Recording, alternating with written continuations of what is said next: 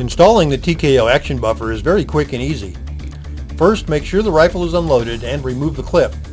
Also, cock the action but leave the bolt in the forward closed position. If your rifle has a barrel band, loosen the clamping screw. Carefully slide the barrel band off the stock and the barrel. Then loosen the action screw located on the bottom of the stock near the trigger housing. That screw is designed to stay with the stock, so only loosen enough to allow the removal of the action from the stock. While holding the safety between the full on and off position, slip the action from the stock. There are 3 pins in the action of the 10/22 rifle. The rear larger pin is the action bolt stop pin. The 2 smaller pins hold the trigger assembly in place. In guns that have been shot a lot, these pins may be very loose and fall out on their own weight. However, new guns may have a very tight bolt stop and trigger pins. Press or drive the bolt stop pin out of the action. You can push it out from either side using a pin punch of the correct size. This is a good time to clean your action, and removing the trigger assembly makes the installation of the action buffer easier.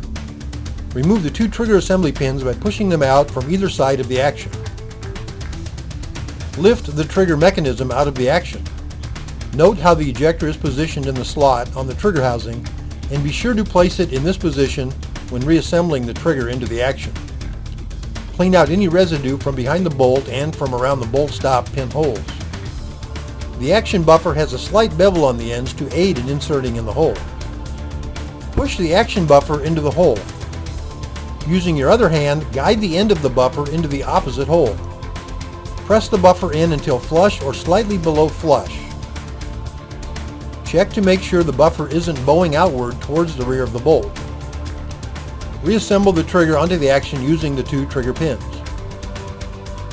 Making sure the trigger pins don't fall out, carefully slip the action back into the stock.